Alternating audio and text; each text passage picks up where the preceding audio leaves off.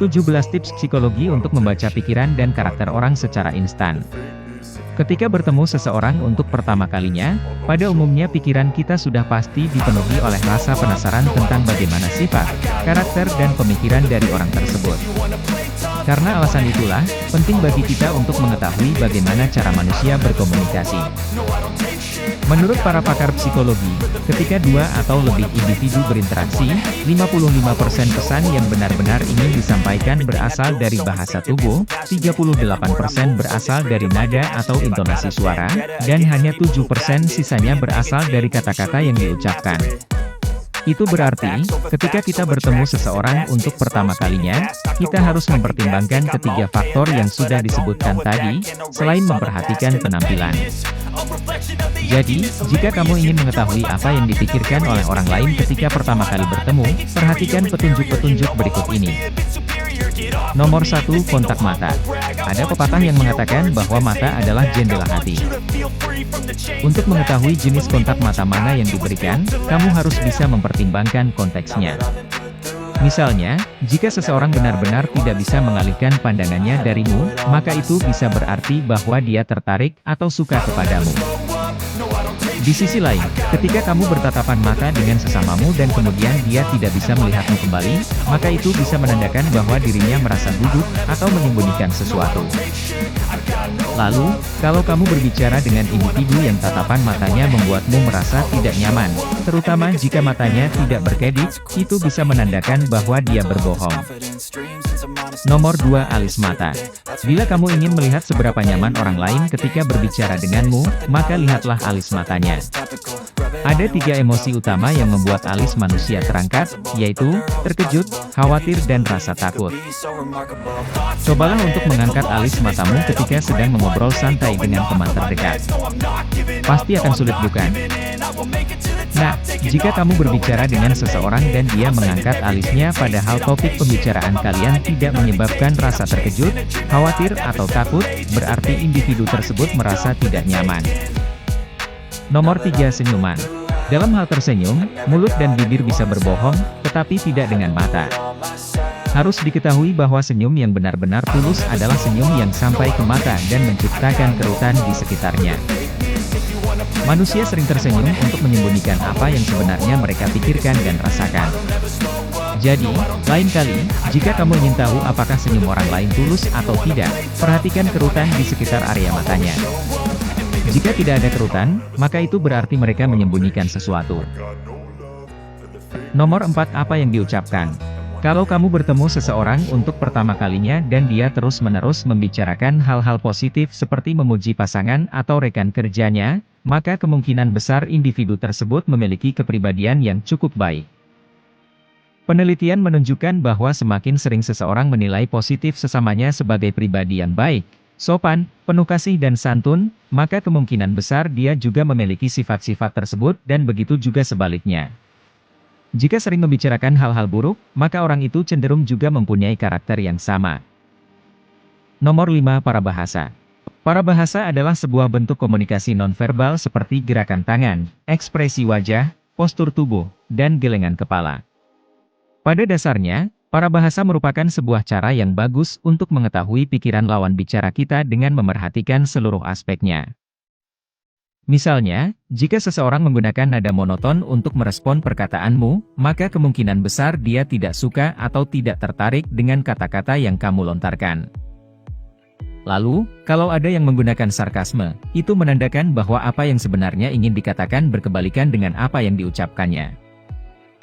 Jadi, perhatikanlah penekanan yang diberikan lawan bicaramu ketika bertutur kata dan lihat bagaimana cara pelafalannya.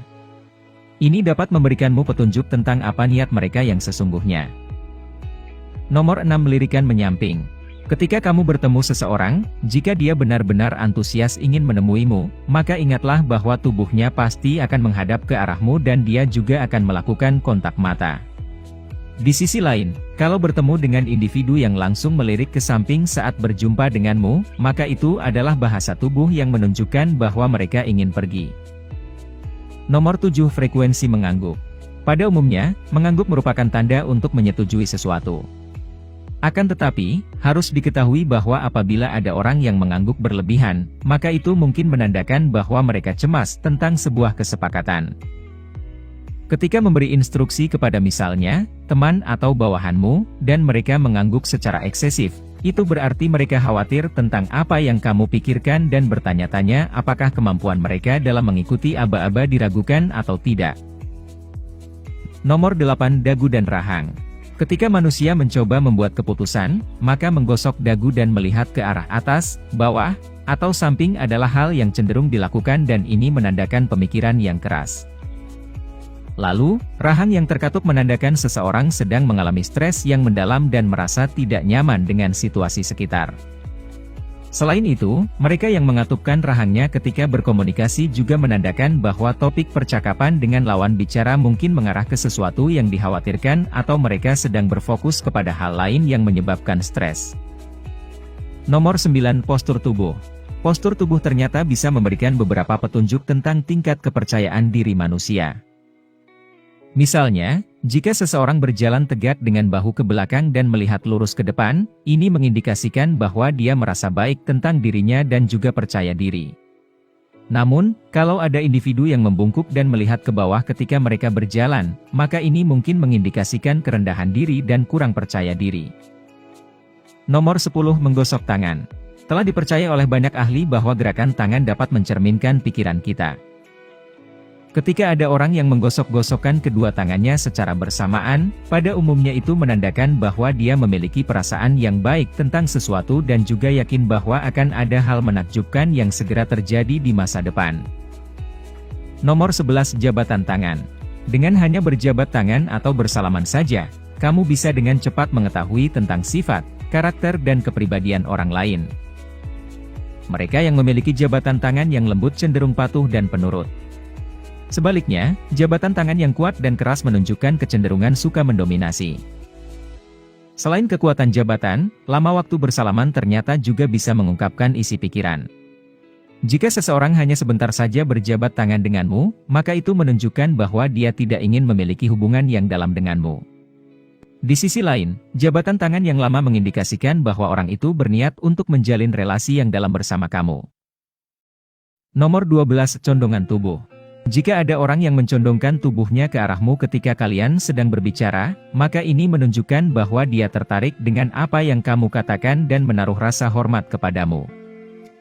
Lalu, ketika kamu sedang berbicara dan seseorang mendekat kemudian mencondongkan tubuhnya ke arahmu, maka itu menunjukkan bahwa dia ingin curhat.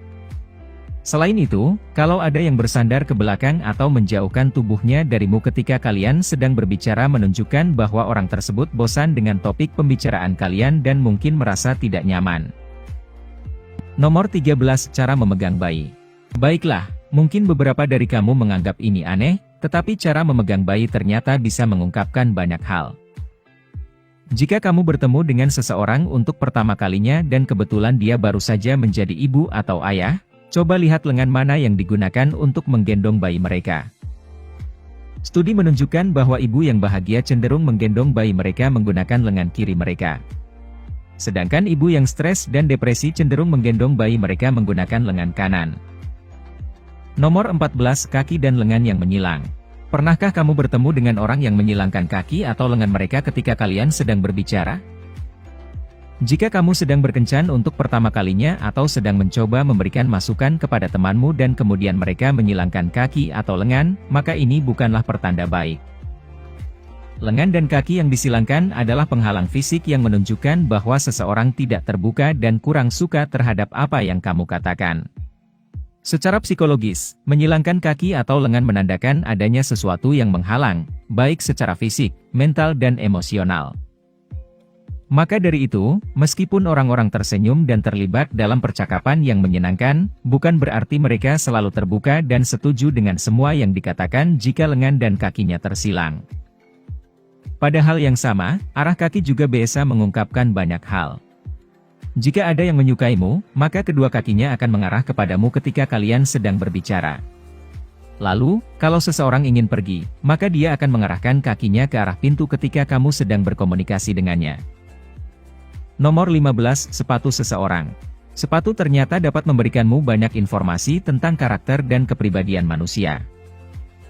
Hasil penelitian menunjukkan bahwa tipe dan jenis sepatu yang dipilih dapat secara akurat mencerminkan personalitas seseorang. Misalnya, orang yang mudah gugup cenderung memiliki sepatu yang selalu baru atau sepatu yang selalu bersih. Lalu, individu yang ramah cenderung suka memakai sepatu yang praktis. Dan kemudian, mereka yang agresif cenderung menyukai sepatu boots. Nomor 16, penampilan seseorang. Bagaimana orang-orang berpakaian dan menampilkan diri dapat mengungkapkan banyak hal tentang mereka. Pribadi yang menata rambutnya dengan rapi, memakai pakaian yang telah disetrika dan memerhatikan gaya secara keseluruhan menunjukkan bahwa mereka detail dan suka memerhatikan hal-hal kecil. Sementara itu, orang yang tidak menata rambutnya dengan rapi dan suka memakai pakaian kasual mungkin memiliki sifat kreatif. Terakhir, mereka yang terlihat tidak terawat, berantakan dan bau, bisa menandakan sifat yang malas dan jorok. Nomor 17, meniru bahasa tubuh. Jika kamu belum pernah mencoba membaca bahasa tubuh, mungkin ini adalah sesuatu yang tidak kamu sadari.